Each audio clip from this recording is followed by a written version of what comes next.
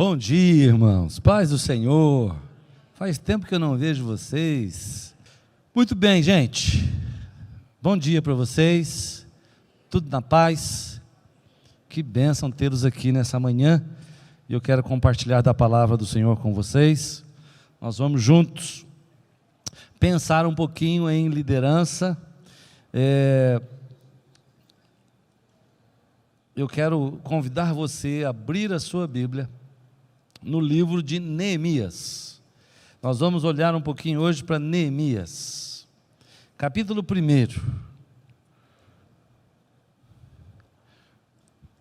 Toda a parte técnica de liderança, definições, o pastor Fabiano já passou uma boa visão no domingo passado, e certamente nas próximas aulas sempre vai estar falando sobre alguma coisa de liderança, de como que as coisas funcionam. Eu não estou enxergando direito mais, hein? Meus óculos já não são os mesmos. Não é os óculos, hein? Neemias, capítulo 1. Eu quero compartilhar com vocês um pouquinho sobre Neemias, alguns princípios, alguns valores, algumas ações, alguns gestos de Neemias, que certamente abençoarão muito a nossa vida. Capítulo 1, eu vou ler os primeiros 4 versículos como introdução. Você vai manter a sua Bíblia aberta, e aí a gente vai passar por outros textos e fazer outros comentários e observações. Amém? Lembrando que nós estamos aqui agora por um tempo de aprendizado, tanto meu quanto dos irmãos, e eu não quero ficar falando sozinho. Eu vou falar a maioria do tempo, mas eu quero abrir espaço para que você também possa fazer uma pergunta, um comentário em cima do texto, em cima do que nós estaremos falando, para que você participe, tá? Seria bom se tivesse até um microfone, pastor Fabiano, para que o pessoal possa falar alguma coisa e possa sair na transmissão, porque o pessoal daqui ouve.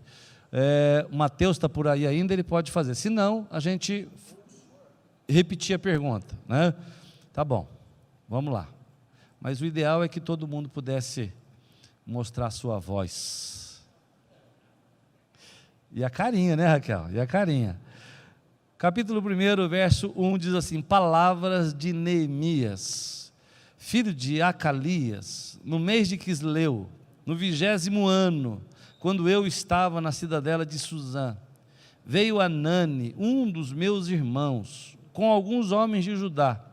Então lhes perguntei a respeito dos judeus que escaparam e que sobreviveram ao exílio, e a respeito de Jerusalém. E eles me responderam: os restantes, os que sobreviveram ao exílio e se encontram lá na província, estão em grande miséria e humilhação. As muralhas de Jerusalém continuam em ruínas, e os seus portões foram destruídos pelo fogo. Quando ouvi estas palavras, eu me sentei, chorei e lamentei por alguns dias. Fiquei jejuando e orando diante do Deus dos céus. E aí ele diz, e entra a partir do verso seguinte, verso 5, a oração de Neemias. Meus irmãos, o tema liderança, ele é extremamente abrangente,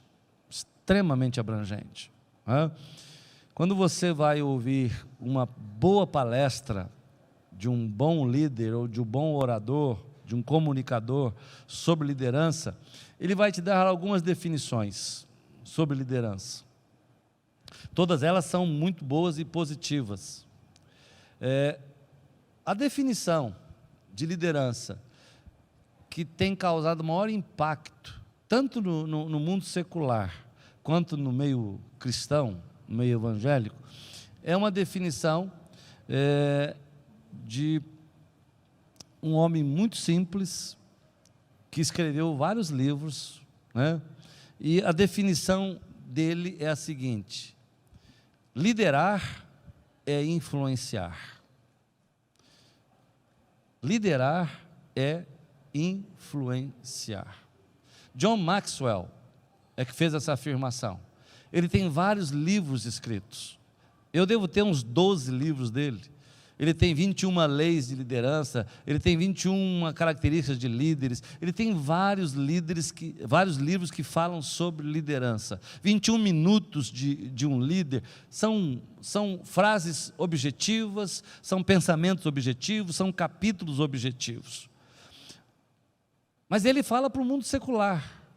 Ele usa muitos textos bíblicos, ele usa algumas passagens bíblicas, mas ele está falando para o mundo secular. E nós aqui vamos tratar de liderança,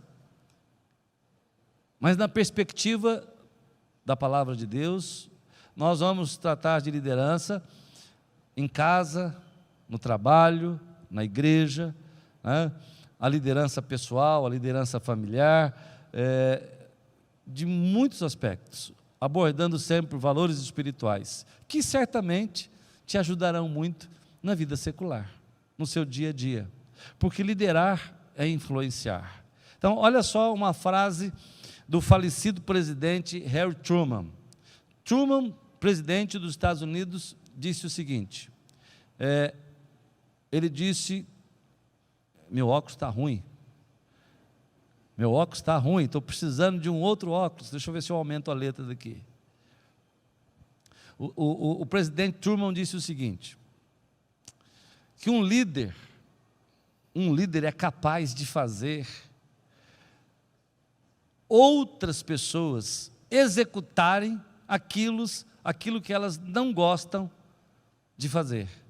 E elas passam a gostar de fazer, não porque elas têm prazer de fazer, mas porque elas estão vendo o líder fazer. Deu para você entender ou não? Eu dei uma parafraseada aqui.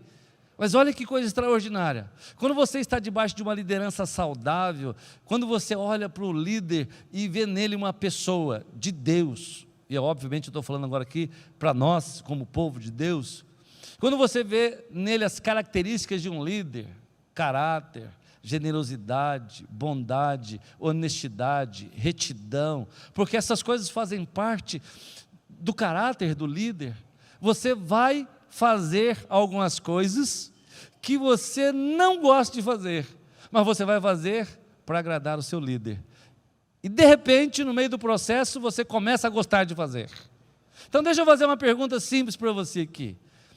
Você já fez alguma coisa que você não gostava de fazer para agradar alguém? Já fez? Já fez? Mãe, pai, avô, avó, tio, marido, esposa. São pessoas que exercem liderança na gente, ou não? Exercem influência. A Cláudia é minha esposa. Eu sou o líder lá em casa, tá? Que fique bem claro isso. Mas a Cláudia exerce uma influência tremenda sobre mim. Tremenda. Se eu quero fazer uma coisa, e se eu compartilho com ela, eu estou correndo o risco de não fazer. Por isso que a maioria das coisas que eu faço é sem falar para ela. Estou brincando. Mas muitas vezes a gente quer fazer uma coisa, você compartilha, e aí vem um outro lado que você não estava pensando. Ela traz uma perspectiva de que eu não havia ponderado. Então ela diz assim, pensa melhor, reflete mais. E eu digo, já azedou. Não é assim que a gente fala? Especialmente quando é o marido, quando é a esposa. Oh, meu Deus do céu. Mas a gente passa a fazer. Tem um microfone aqui. Pode pôr no pedestalzinho, ou deixar aí, pastor Fabiano. Para quem, ou fica com você, quem for falar, e você compartilha. Fechou. Então, especialmente quando é marido, quando é esposa, essa coisa tem um peso dobrado. Se alguém de fora, você vai falar, legal, boa palavra. Se é sogra, Jesus amado. Só brincadeira, tá? Só brincadeira. Se for mãe, então nós precisamos pensar que liderar é influenciar. Você sabe que existem os dois lados da influência, o bom e o mal, né? E nós devemos influenciar para o bom. Na vida de Neemias, nós vamos aprender alguns valores. Por exemplo, na liderança, tanto liderar quanto ser liderado, nós vamos aprender que é necessário que a gente, deixa eu aumentar a letra aqui, que nós possamos aprender a nos relacionar, mesmo com pessoas e com situações difíceis. Então, para você liderar, você tem que entender que você vai ter que enfrentar situações difíceis e conviver com pessoas difíceis. Quem é que já teve um chefe aqui difícil de trabalhar? Já teve? É? Mas por que que você se submeteu? Porque teu emprego está em risco, meu. Agora, não seria muito melhor se o teu chefe te influenciasse de forma tão positiva, que mesmo as coisas que você não gostava de fazer, você passaria a fazer para poder agradá-lo? Então, liderar é influenciar, e liderar é aprender a se relacionar com pessoas difíceis. Nós precisamos também, na liderança, aprender a nos motivar e a motivar outros, porque liderar é motivação. Há uma frase, deixa eu ver se eu vou achar aqui agora essa frase, de Roosevelt, presidente Roosevelt. Ele diz o seguinte: ele foi um grande homem, exerceu uma grande liderança, né? O 26º presidente dos Estados Unidos. Um dia alguém disse para ele assim: presidente, o senhor é um grande líder, o senhor é um homem extraordinário, o senhor tem uma liderança extraordinária. Bom, quando alguém diz isso para um presidente, ou para alguém que está numa função de liderança, é uma palavra boa. Mas sabe qual foi a resposta dele? E aqui que eu gostaria que você pensasse um pouquinho, porque todos nós temos potencial de liderança. Todos nós podemos aprender a liderar. Todos nós temos potencial. Alguns para liderar sobre 5, outros para liderar sobre 10, outros para liderar sobre 50, outros para liderar sobre 100 e outros sobre 1000. Mas todos nós temos potencial de liderança e todos nós lideramos. Em casa você lidera. E se você é sozinho, você tem que aprender a liderar a sua própria vida, o seu próprio coração. Você tem que estabelecer limites para você. Então, o que é que o presidente Roosevelt disse? Ele diz assim: eu não sou um grande homem, eu sou um homem comum e simples, mas eu sou um homem muito motivado. Eu sou um homem comum e simples, mas eu sou um homem muito motivado. Liderança tem capacitação? Claro. Tem habilidade? Claro. Mas liderança tem a ver com motivação. Arregaçar as mangas, coragem, disposição. Alguém bem motivado, certamente, vai exercer uma boa liderança. Estou olhando aqui para o Edson. O Edson é líder no banco. Ele é o manda-chuva lá no banco. Se você precisar de dinheiro, vai lá falar com o Edson. Ele libera assim, sem nem assinar documento. Ele abre a gaveta dele ali e puxa para você. O Edson é gerente lá no banco, é líder no banco. Ele, desmotivado, ele cabisbaixo, ele introspectivo, ele só olhando para os problemas dele, ele não vai conseguir influenciar ninguém. Mas ele chegando na agência de manhã, bom dia! Ele chegando na agência de manhã feliz, ele com os alvos e os objetivos dele diante dele, e ele colocando isso para a equipe, para o time, ele vai motivar. Então ele se motiva e motiva, porque um líder precisa estar muito bem motivado. Amém? Neemias, o homem do nosso texto, o nosso personagem dessa manhã, ele era um homem especial. Como é que começa o livro de Neemias aqui? Como é que Neemias, que escreveu o livro, como é que ele intitula, ou ele se auto-intitula aqui? Veja o verso primeiro. As palavras de Neemias. Como é que ele se chama? Palavras de Neemias, filho de Acalias, no mês de Quisleu. Quisleu é dezembro. No 20º ano, ou seja, estava já no 20º ano do rei Artaxerxes. Xerxes. Já estava no 20º ano. Ele pontua aqui algumas coisas. Na cidadela de Suzã, que é a capital do Império Medo-Persa, a cidade mais importante do mundo naqueles dias. Então ele pontua isso para a gente. Ele diz: eu era copeiro do rei. A biografia dele aqui não é uma biografia de mestrado, pós-doutorado, não. Ele fala de quem ele era filho, Acalias. Ele situa onde ele está. Ele fala de quem é o rei. São palavras dele. E ele diz: eu era copeiro do rei. A vida de Neemias vai mudar completamente. Ele exercia liderança? Claro. Porque quando às vezes a gente fala de copeiro, às vezes a gente associa com um garçom. É quase ali um garçom. Não, mas não é. Naqueles dias, o copeiro ele tinha uma função específica. Qual era a função do copeiro naqueles dias? Para vocês poderem participar aqui e eu não ficar falando o tempo todo. Qual era a função do copeiro? O que está dizendo? Ele provava antes do rei tudo que o rei iria comer e beber. Porque se tivessem envenenado e quisessem envenenar o rei, o copeiro morria, mas o rei ficava vivo. Então essa era a função dele. Então, para essa função, veja algumas qualidades que você teria que observar nessa pessoa. Se você hoje fosse rei, e você precisasse de um copeiro, para fazer essa tarefa, quem é que você escolheria? Qual era o perfil dessa pessoa que você chamaria? Para estar com você em todos os lugares. Todos os lugares.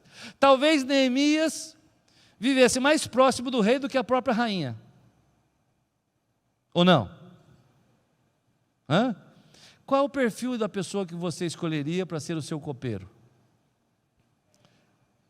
Leal. Confiança. Se ele vai provar, ele não pode estar de conluio com outro para, leal, de confiança. O pastor Fabiano mencionou aqui, que ele se tornou conselheiro do rei. Por que ele se tornou conselheiro do rei? E aí ele exercia a liderança dele. Por quê? Porque ele estava próximo do rei. Porque ele tinha ouvidos para o povo. Porque ele ouvia nos corredores. E o que ele fazia? Trazia uma palavra para o rei. Ganhando mais confiança. Se você só traz notícia ruim, se você só vê de forma pessimista, negativa, você acha que as pessoas terão prazer em estar com você? Se Neemias fosse uma pessoa assim, o rei já teria se enchido dele. Uma pessoa negativa, triste, aborrecida, de mal com a vida. Não, Neemias era, comentários dizem, Charles Swindoll, que eu gosto demais, tem um livro extraordinário sobre Neemias. Existem vários livros sobre a vida de Neemias, mas Charles Swindoll tem uma literatura que eu gosto de ler porque é fácil de ler, é fácil de entender, e ele me dá muito mastigado, muitas informações. E ele disse que Neemias também era um homem de boa aparência, para estar do lado do rei, um homem de boa aparência, um homem de confiança, um homem de caráter ilibado, um homem respeitado, não só pelo rei, mas pelos demais, um homem respeitado pela própria rainha. São virtudes que são encontradas em Neemias, e ele já exercia liderança. Talvez você, sem perceber, ou sem refletir, talvez você esteja exercendo grande influência onde você está, na família, no trabalho, na igreja. Talvez você esteja enfrentando situações de família, de trabalho, de convivência, onde você exerce influência. Talvez as pessoas não fiquem dizendo para você o que disseram para Roosevelt: o senhor é um grande líder, um grande homem. uma grande mulher, mas as pessoas observam e veem o seu testemunho, a sua postura. Agora deixa eu dizer uma coisa para você. Assim como um dia Deus falou ao coração de Neemias, porque eu creio que Deus falou ao coração de Neemias, e eu vou dizer já o que Deus falou a Neemias, talvez Deus fale com você hoje. E eu oro para que Deus fale com você hoje. O que é que Deus falou com Neemias? Então vamos voltar para o texto aqui, só para eu compartilhar alguns valores com você aqui. Tá? Neemias escreve dizendo que um dia ele estava lá na cidadela de Suzã, então vieram a ele o irmão e alguns de Judá, e ele perguntou a eles: escuta, como é que estão lá os irmãos e o nosso povo, que não morreram à espada e não foram trazidos para o cativeiro? Como é que estão? Como é que estão vivendo? E a resposta foi, verso de número 3, os restantes, os que sobreviveram ao exílio e se encontram lá na província, que é Jerusalém, estão em grande miséria e humilhação. As muralhas de Jerusalém continuam em ruínas e os seus portões foram destruídos pelo fogo. Vamos entender um pouquinho isso, para a gente situar a história, o chamado, e como é que Deus queria usar Neemias, para a gente poder traçar um princípio espiritual de como é que Deus quer nos usar. Então vamos pensar um pouquinho aqui na história. Nesse tempo, já era o 20º ano do reinado de Artaxerxes. Só que antes dele, vieram 2 outros reis. Lembram-se das profecias do profeta Jeremias, que profetizou sobre Judá, que eles seriam levados por cativeiro, por quantos anos? 70 anos.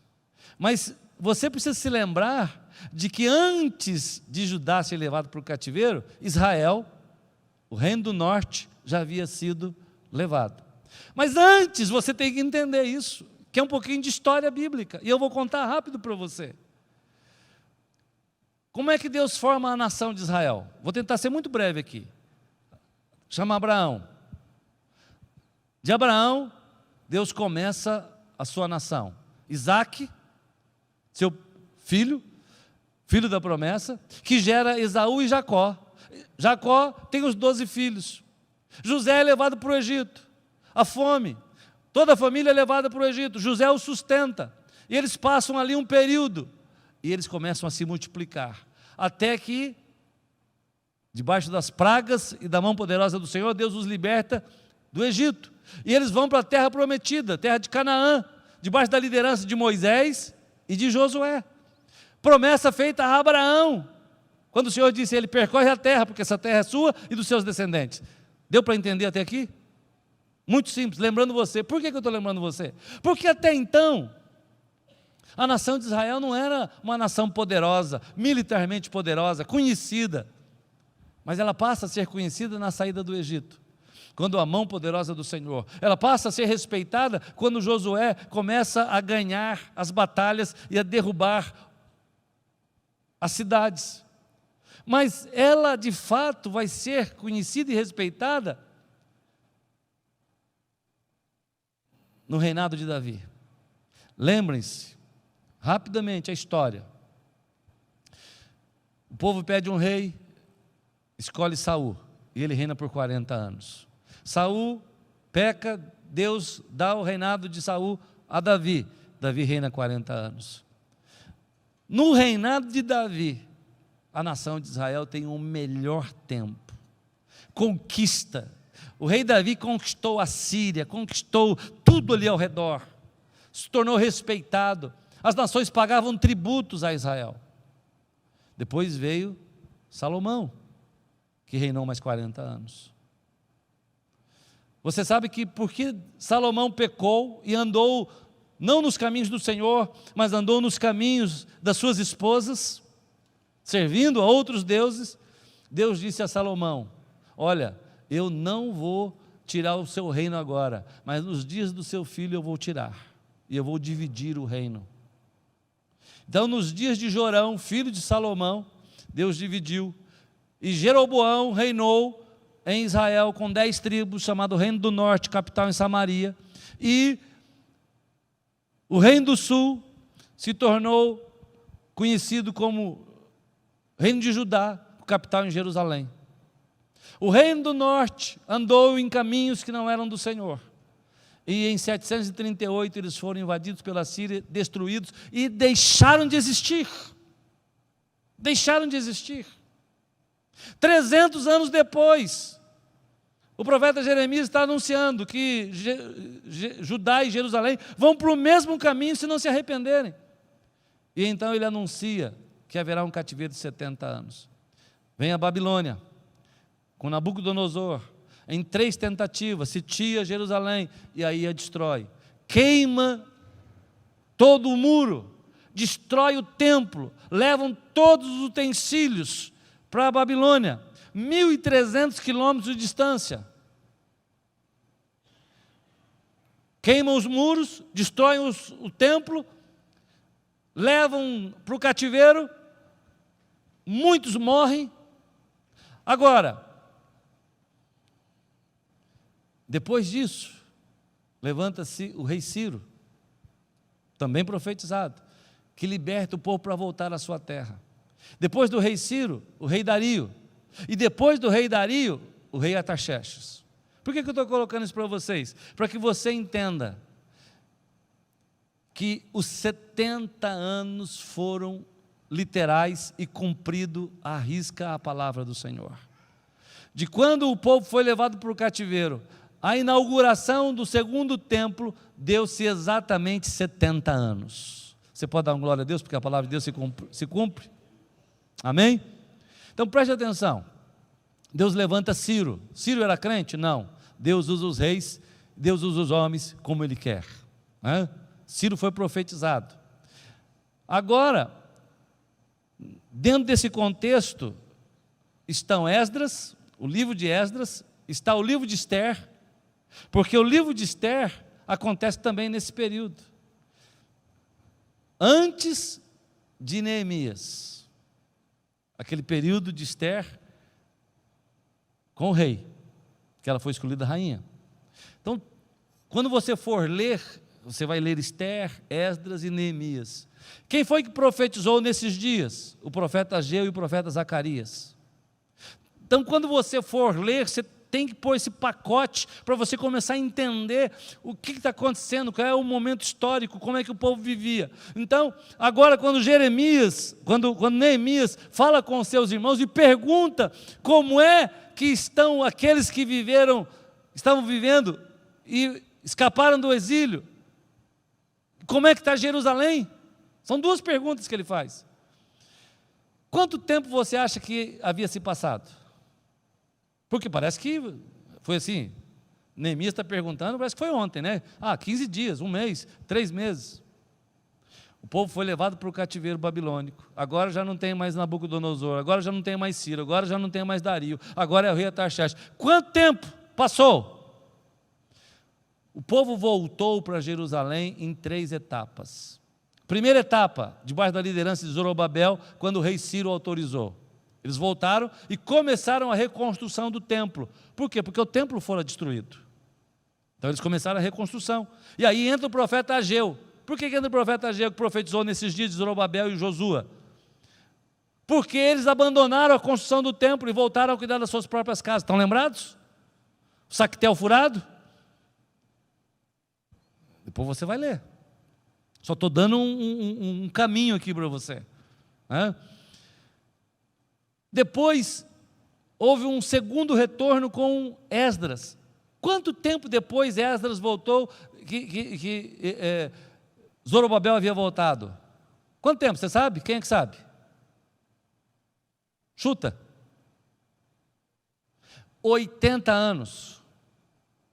Do primeiro retorno com Zorobabel, para a reconstrução do templo, ao segundo retorno, a segunda turma com Esdras, 80 anos haviam se passado.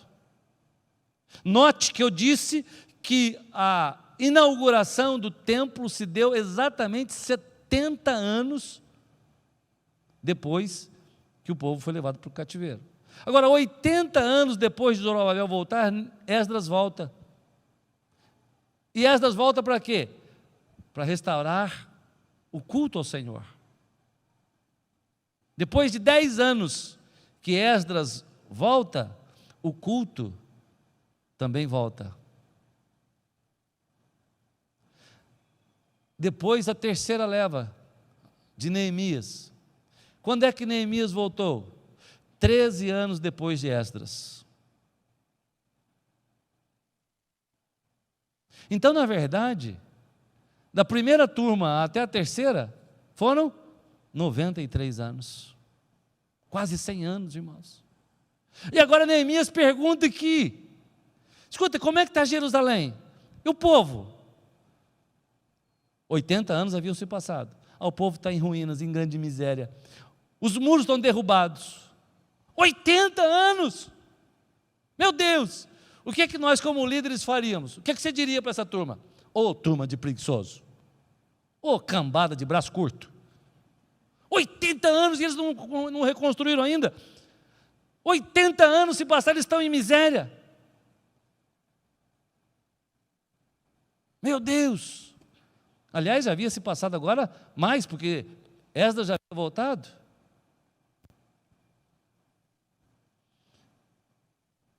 É aí que eu falo para você que Deus separou Neemias e falou ao coração de Neemias. Mesmo ele sendo líder, conselheiro do rei, tendo uma função de destaque, agora Deus começa a mudar a vida de Neemias, porque Deus tem um outro plano para ele. Deixa eu dizer para você, Deus tem um plano para você e um propósito para você. Creia nisso de todo o seu coração. Creia nisso de todo o seu coração. Você está aqui em Rio Claro, você que está nos ouvindo fora da cidade, onde você estiver, Deus tem um plano para você. Você está aqui na igreja do Nazareno Central de Rio Claro, aqui Deus te plantou, porque Deus tem um propósito para você aqui, um plano para você aqui. Eu estou aqui, porque Deus tem um plano para mim aqui. Eu nunca sonhei, nunca imaginei vir para Rio Claro, morar em Rio Claro, mas eu estou fincado aqui há 27 anos, e daqui eu vou para a glória, porque Deus tem um plano. A hora que Deus mudar o plano para a minha vida e o propósito para a minha vida, e não for mais aqui, Ele vai me levar para outro lugar. E assim é com todos nós. Estou dizendo isso também porque alguns estão dizendo assim, o pastor vai mudar para os Estados Unidos. E de vez em quando eu escuto um outro falando, o pastor vai embora para os Estados Unidos. Irmão, eu vou para os Estados Unidos, fico lá 2 meses com os meus filhos, e a hora que tiver neto, então lá, eu vou, fico lá 1 mês, 2 meses e volto. Fico mais 2, 3 meses aqui e vou para lá. Fico mais 2 meses lá e volto para cá. Tá bom? Hoje tem internet, a gente se vê todo dia e fala todo dia. Agora, quando Neemias ouve isso, aí está o coração de um líder. Uma das marcas de um líder. Ele não sai criticando. Ele não sai detonando. 90 anos, não fizeram nada. Ele não sai. O que Neemias fez ao ouvir como é que estava a situação do povo e a situação da cidade? Veja aí na sua Bíblia. Veja aí na sua Bíblia. Estão em grande humilhação, as muralhas derrubadas, os portões queimados. Ele diz, quando ouvi estas palavras, me sentei, chorei e lamentei por alguns dias. Depois o texto continua dizendo, fiquei jejuando e orando diante do Deus dos céus. Quando você faz isso, você acha que Deus fala com você ou não? Você acha que Deus fala com você, se você fizer isso? Se você ouvir uma notícia, se você olhar para uma situação, você acha que Deus fala com você? Mas então vamos pensar um pouquinho.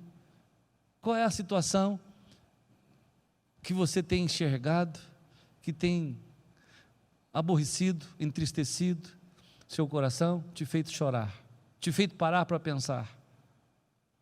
Porque é aí que as coisas vão começar a mudar. É aí. Nós estamos vendo um mundo caótico, terrível. Algumas expectativas não são boas, mas diante de tudo que está acontecendo, nós não vamos ficar prostrado, nós vamos parar, pensar e refletir, orar e jejuar. Uma das grandes marcas de um líder é ir a Deus antes de qualquer coisa. Neemias, ele tinha um coração voltado para Deus. Voltado para Deus. E essa é a principal marca de um líder, um coração voltado para Deus. Por que eu estou fazendo essa afirmação?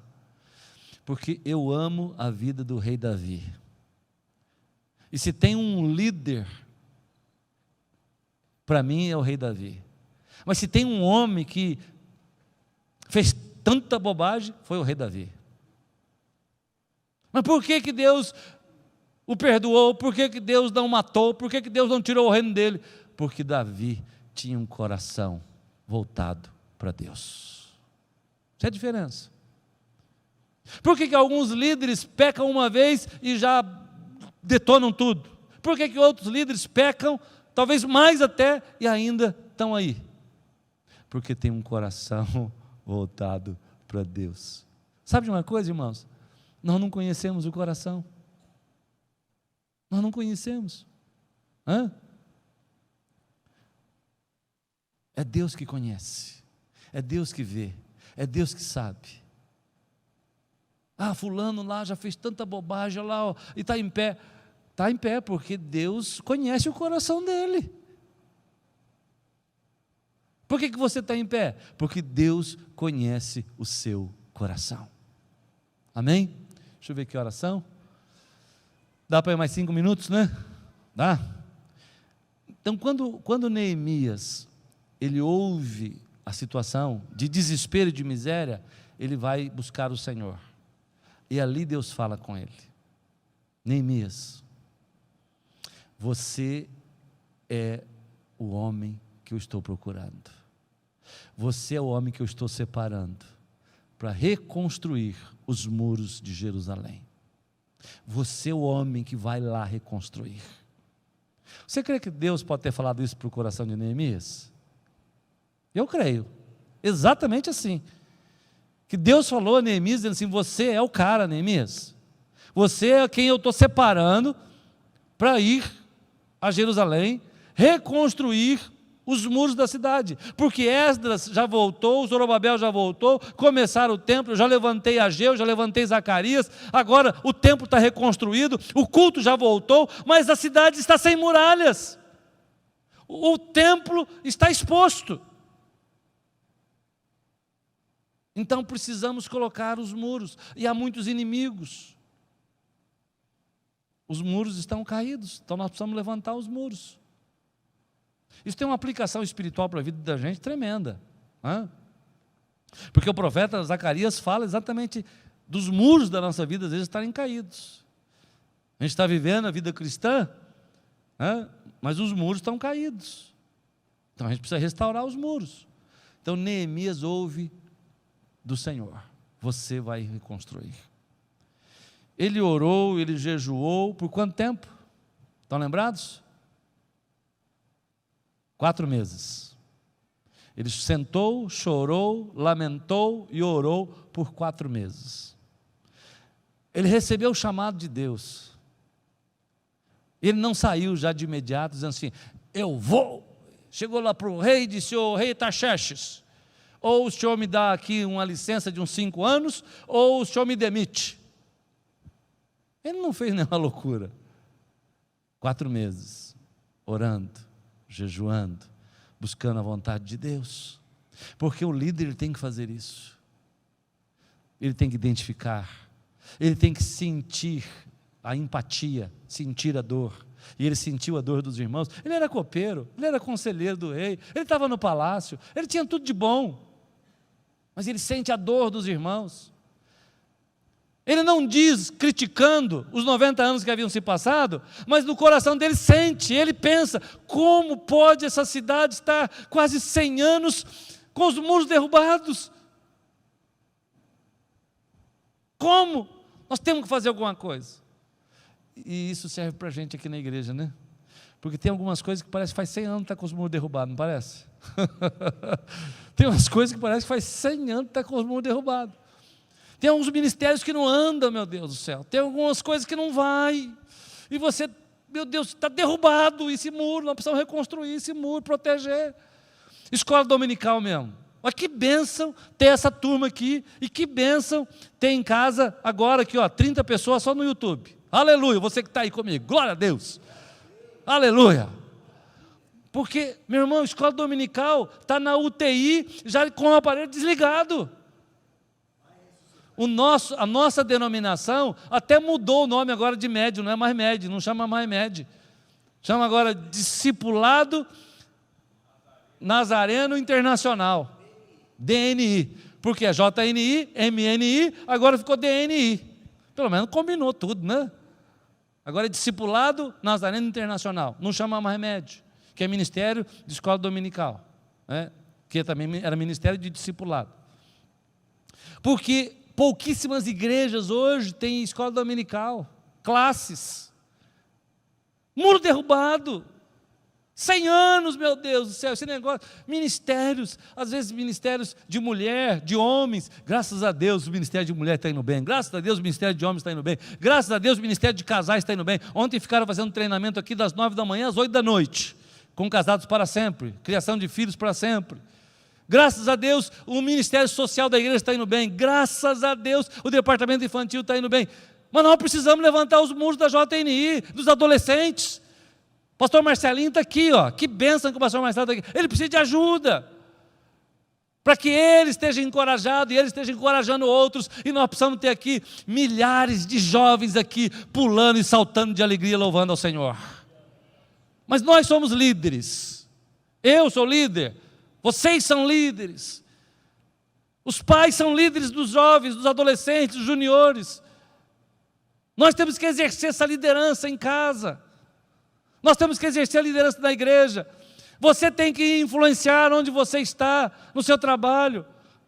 Não é criticando, não é apontando o dedo, não é dizendo que ninguém faz. Neemias não fez isso. Neemias foi buscar o Senhor. Deus falou com ele, e então ele esperou o tempo certo para falar com o rei.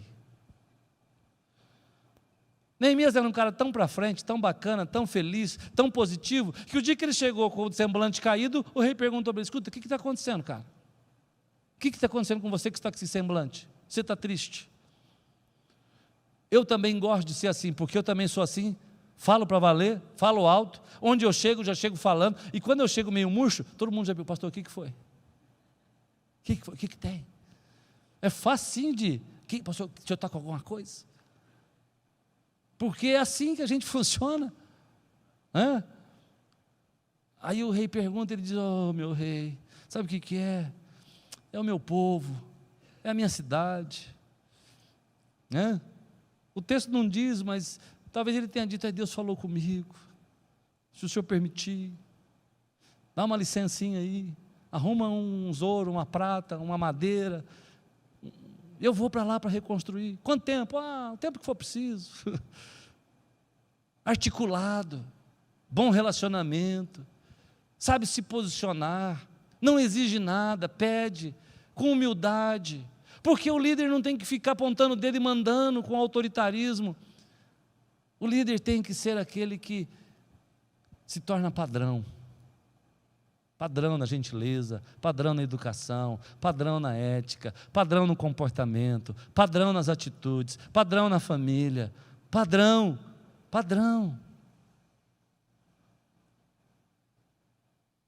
Neemias, ele é um cara tão sensacional, que a oração dele é uma oração onde ele se coloca junto com o povo.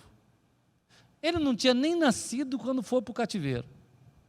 Neemias viveu na Babilônia, viveu ali em Suzã, criado ali. Mas ele diz assim: Senhor, pecamos contra ti. Pecamos contra ti, Senhor. Perdoa o nosso pecado. Porque Neemias sabia o que está lá em Levítico 26 e o que está em Deuteronômio 30, que se o povo andasse no caminho errado, viria juízo. Mas Neemias também sabia que havia uma promessa, que se o povo buscasse, o Senhor ouviria e restauraria. É isso que nós precisamos saber. É isso que nós precisamos entender. Tem juízo? Tem juízo, mas tem promessa. Tem promessa para mim, tem promessa para você. Tem promessas de Deus para nós. Então Neemias diz assim: Senhor, nós pecamos, agora ouve a nossa oração, Senhor, e faz com que o teu servo seja bem sucedido, perdoa o nosso pecado. Aí no verso 8 ele diz assim: lembra-te da palavra que ordenaste a Moisés teu servo. Oh meu Deus, ele diz, vai haver juízo, mas depois de cumprirem, ajuntarei da terra para o lugar que escolhi e os farei habitar ali. Então vocês serão meus servos e eu resgatarei vocês com poder. Aleluia. Oh, irmãos, nós temos tanta coisa para fazer aqui, né? Essa classe, ela pode ser o ponto de partida de uma grande obra de Deus entre nós. Sabia disso, irmão? Essa classe pode ser um grande ponto de partida. Assim como o ministério de oração, de intercessão. É isso que a gente precisa. Ter o coração voltado para Deus. Porque nós não somos perfeitos. Meu Deus, eu olho para mim, eu tenho vergonha às vezes. Digo, Deus, como é que o Senhor pode? Tenho vergonha. Às vezes da minha infantilidade, dos meus pensamentos, de algumas atitudes, tenho vergonha. Mas uma coisa que eu posso dizer para Ele: Senhor, Tu sabes quem eu sou. Tu conheces o meu coração. E que eu amo o Senhor. É isso. Não são as minhas habilidades. Não, eu não tenho nenhuma aqui para... Não. Mas é Deus que falou para Neemias: Neemias, você é o homem que vai reconstruir as muralhas. Deus falou para mim: Luiz Henrique, você é o homem que eu vou levar para Rio Claro. E Deus falou para você algumas coisas já, e você sabe. E se Deus não falou ainda porque você não ouviu, senta, chora, lamenta, ora, jejua, porque Deus vai falar. Amém? Deus vai falar. Vamos encerrar? Alguém quer fazer? Tem 11h24, 5 minutos, eu vou abrir para você fazer alguma colocação, alguma sugestão, alguma pergunta, alguma coisa para a gente poder orar, se vocês quiserem. Senão a gente já ora e já encerra. Você que está em casa, deixa eu ver se tem alguma pergunta aqui, alguma colocação aqui de quem está em casa. Deixa eu ver aqui, a Mari Lúcia está dizendo aqui, amo a escola dominical, criamos nossos 2 filhos dentro da escola dominical, isso fez toda a diferença. Mari Lúcia, bênção de Deus, Deus te abençoe, coisa linda, né? O Emerson está dizendo aqui, o pessoal tem que ser uma pessoa fiel para exercer a função de copeiro do rei. Isso aí, Deus abençoe, meu irmão. Aprendendo, glória a Deus, está dizendo a Juliana, aleluia, louvado seja o Senhor, né? Glória a Deus. Tem aqui outros recados aqui, tem até recado para o pastor Kaique aqui, né? Pastor Kaique, você é uma bênção, amém. Kaique é um menino precioso. Pastor João postou aqui, o pastor João está lá na Turquia, indo para Israel. Pastor João, Deus te abençoe aí, meu irmão. Pegou neve lá, dezembro nós vamos para lá, hein? Eu quero ir, primeira vez, você vai comigo, vamos embora. Alguém tem alguma pergunta, alguma sugestão? Alguma dúvida? 1, 2, 3.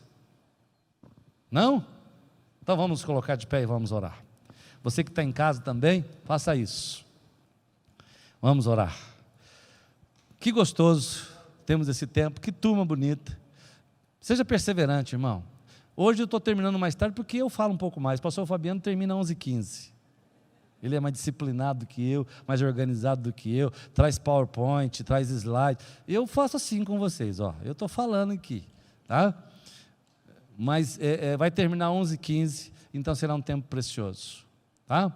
Divulgue, compartilhe, chame outros, depois assista de novo em casa e é uma bênção, amém? Próximo domingo, liderança na família, pastor Degmar. Liderança na família com o pastor Degmar domingo que vem, tá? Legal, vamos orar? Muito obrigado, Senhor, por esse tempo precioso aqui nesta manhã de domingo. Leva-nos para casa agora em paz, em segurança. Ajuda-nos, ó Deus, a olharmos para a Tua palavra, para a vida de Neemias, de Esther, de Esdras, dos profetas. Ajuda-nos, ó Deus, a olhar para essa história e entendermos como o Senhor se movimentou, como o Senhor fez, como o Senhor agiu. E ajuda-nos a entendermos isso e aplica isso no nosso coração e na nossa vida. Fala aqui com os teus filhos hoje. O Senhor tem propósitos para cada um deles. O Senhor tem algo lindo para cada um deles. Para todos os que estão aqui, para todos os que estão em casa. Nós te louvamos por esse domingo e te agradecemos por nossa vida e nossa casa. Pela igreja do Senhor, pelo teu povo. Em nome do Senhor Jesus. Amém e amém. Às 18 horas nós estamos de volta. Compartilhe o link, se você não puder estar aqui, compartilhe o link. Deus abençoe você. Um bom domingo, um bom almoço a todos. Rafão, Deus te abençoe, viu? Um abraço lá, Deus abençoe, gente. Obrigado pela paciência e pelo carinho. Deus abençoe.